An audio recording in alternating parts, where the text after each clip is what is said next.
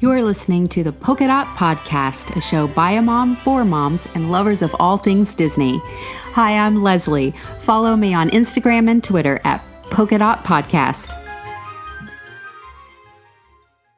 It's no secret, my love for Disney started at a very young age when I first went to Walt Disney World in the mid-'80s. And if you're listening to this show, chances are you're already a Disney fan. But if you're a new parent, you might be wondering whether you're ready to shell out thousands of dollars to take a young child to the parks. Or maybe your partner or spouse isn't a Disney fan, or at least not as much as you are.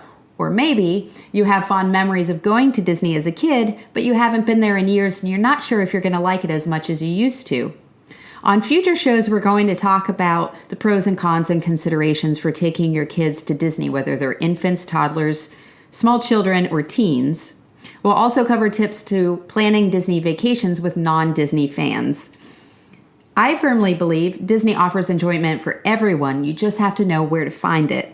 So if your friend, partner, or kids are on the fence about going to Disney, I hope this episode gives them reasons to reconsider. So here are 8 reasons why I love going to Walt Disney World.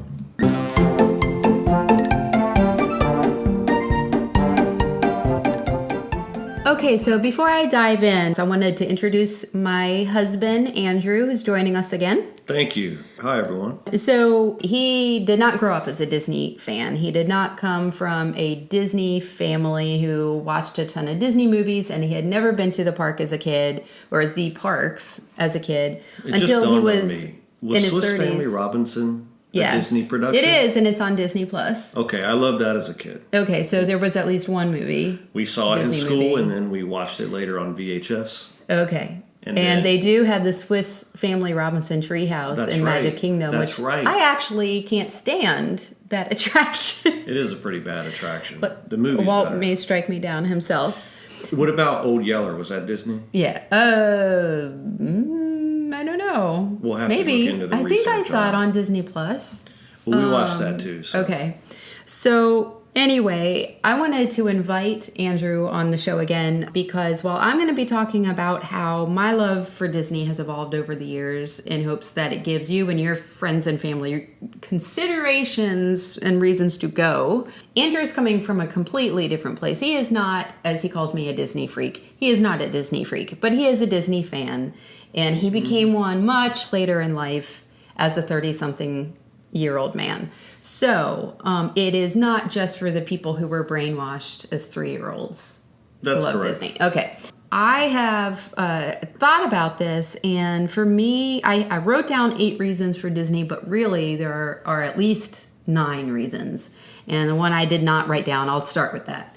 Just 9? Okay, there are a lot more reasons, but for parents who are listening, here are 8 I wanted to share. So the first one for me is a little more personal, which will have no bearing on anyone else's vacation. But for me, my parents have moved a bunch of times since I was a kid growing up, and my grandparents have passed, and we've sold off their houses. So Disneyland, or Disney World rather, is the one place that I can go to again and again, where my family went to from the time I was like 3. And your central it place is for nostalgia. a huge part of my childhood that I can physically revisit whenever I want. And even though Disney World continues to evolve and change, as it always will, the castle is still there. Some of the main rides are still there, and I still get to go there and have those memories from my childhood. So that's my main personal reason for wanting to go on a regular basis and take my children there and have them experience it. But here are 8 reasons that other people might actually care about. Before you do that, Yeah. what is the most minute piece of nostalgia when you've gone there? The tiniest example of a smell or a sound or a sight Oh my gosh. that has conjured up, So many special things. memories. I cannot tell you. I mean, going to Disney back in the 80s, before all of the Instagrammable snacks and desserts that they have now, that I actually really love and excited. Every time I go, I have a list of things that I want to try for the first time. Just thinking of the simple things that used to be Disney to me, the chocolate-covered bananas. The Mickey Mouse ice cream, the ones that are dipped in chocolate. Yeah. Going on Peter Pan in particular with my brother, Danny, he and I would pretend to be Peter and Wendy or Tiger Lily at home, and we'd make forts in my bedroom. And we loved that movie and we loved that ride. So I have so many memories staying at the different resorts and playing in the pools. I couldn't pick just one, I don't think. I think for me, in my limited experience, it was the kind of the feel of the Pirates ride. Like that really, that's a very sensory experience. Yeah. And they've updated the it a bit since, obviously with the redhead and everything that they've changed and taken out. But it's still one of those classic rides that was designed in the early days of Disneyland and brought to Disney World. And by the way, the Pirates ride, if you're into the history of rides, there are a bunch of different YouTube videos talking about the evolution of these rides that I watch on a regular basis that are really cool. We'll do a show about that sometime. But okay, reason number one for the parents out there, I know your kids are unpredictable, but Disney is not. And what I mean by this is, I don't know about you all, but our kids, oftentimes they act up when you most expect them to be happy and excited. They'll go the other way. Remember one of... What do you mean? Like one of the first Christmases where our child number one, we'll call her A, came down and we revealed the big present from Santa, and she started crying because she was freaked out that this man was in our house. True. And she was 3 years old, and it was a very unexpected reaction, as one example. So kids are unpredictable, but Disney is not. You know what you're going to get, by and large, when you go to Disney. Great service, clean park. You know what rides are going to be there. If you look at the website ahead of time, you'll even know what rides are going to be closed down for refurbishment. You can really prepare and plan your each day from morning to night and know what you're getting into when you go to Disney with few surprises. What is the website? I remember we went one time and there's a website that breaks down almost to the T exactly what's going on from week to week in each month from the various spring breaks. It really gives you like a very granular breakdown.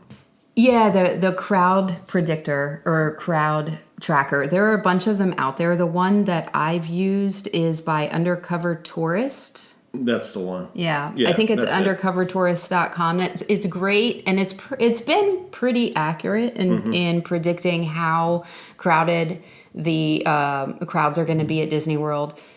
And over the past decade, Disney World is always crowded. I mean, it goes from manageable and okay to, if you're not a Disney fan, you're gonna have a hard time navigating if it's your first time at the park, which is in part why I'm doing this show, because I hope it will help people have the right tips and know how to navigate those issues. But so what's reason number 2 then? Okay, so reason number 2 is the hotels are unique and interesting. There are a ton of places you can go in the world. You and I have gone and stayed at some beautiful hotels in the country, in Europe, wherever, Hawaii. They're attractions in and of themselves. Yes, basically. That's the thing. They're interesting. They're not just modern, beautiful hotels. They are uniquely themed, and each one is different.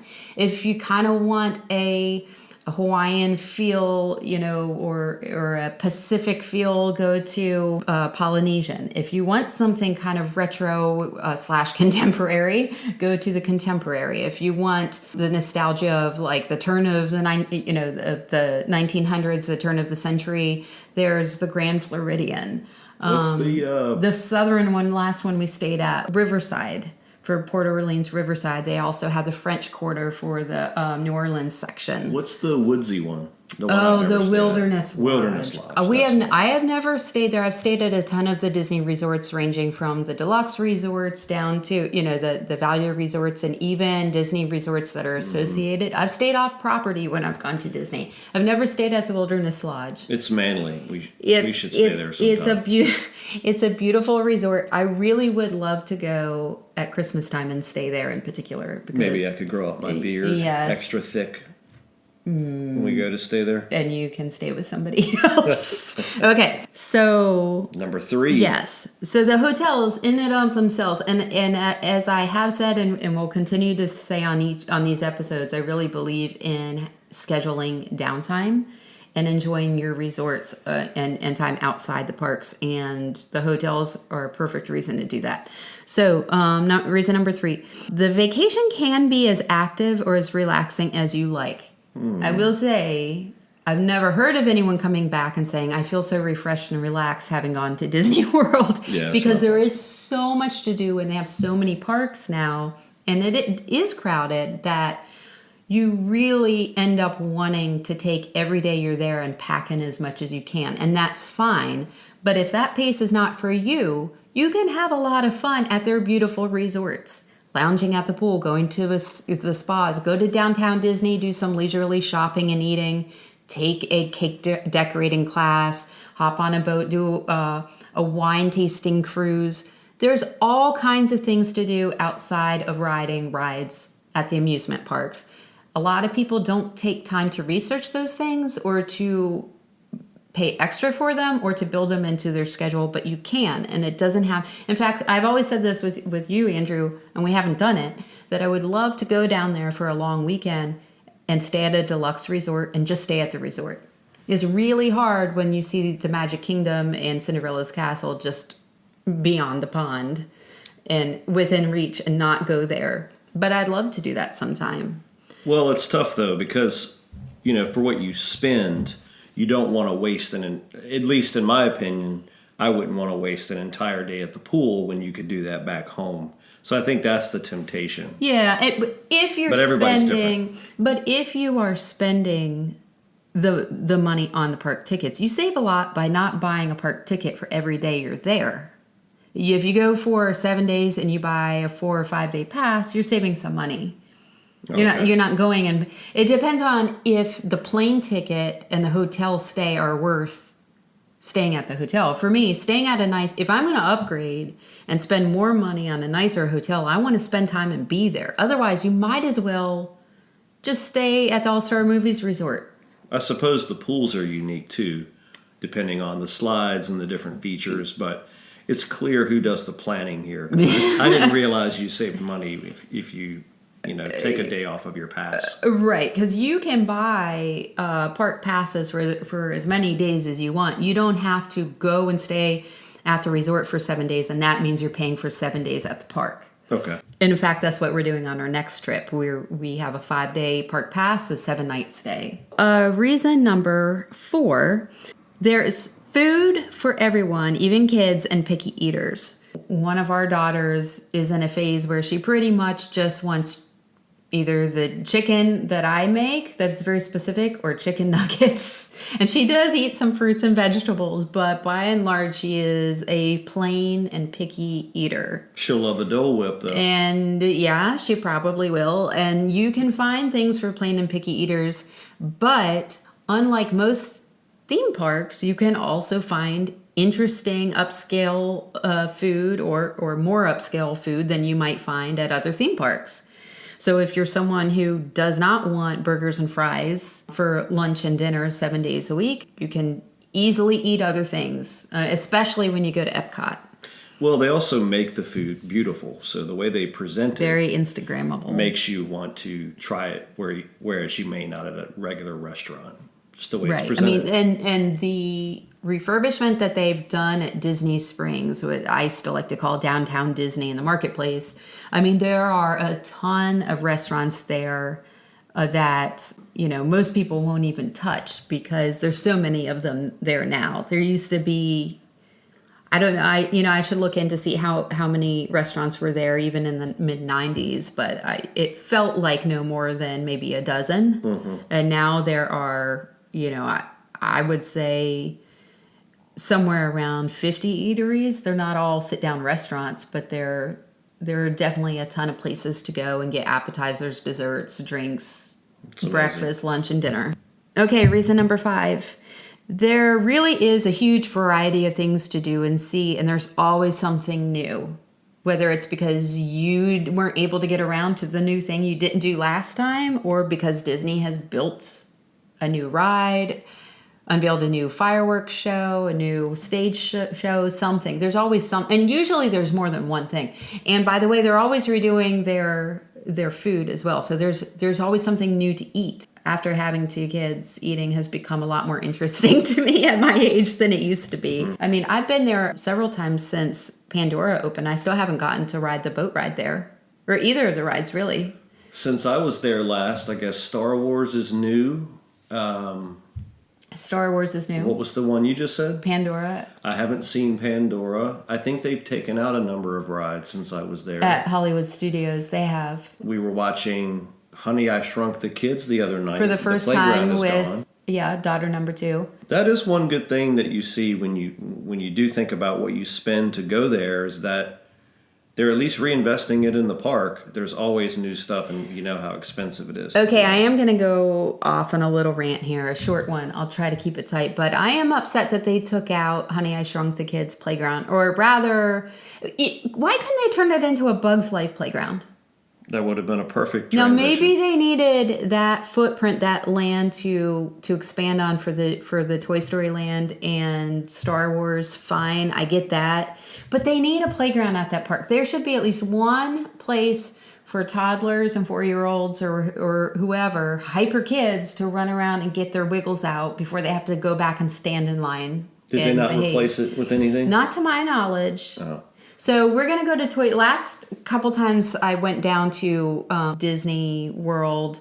I never went to Toy Story Land. We're going to take our kids there because they're now old enough to care about it. And they have seen the Toy Story movies. I don't believe there is a playground area that is an actual playground with things to climb on and slide on. Maybe not, they didn't have swings, but slides and climbing things.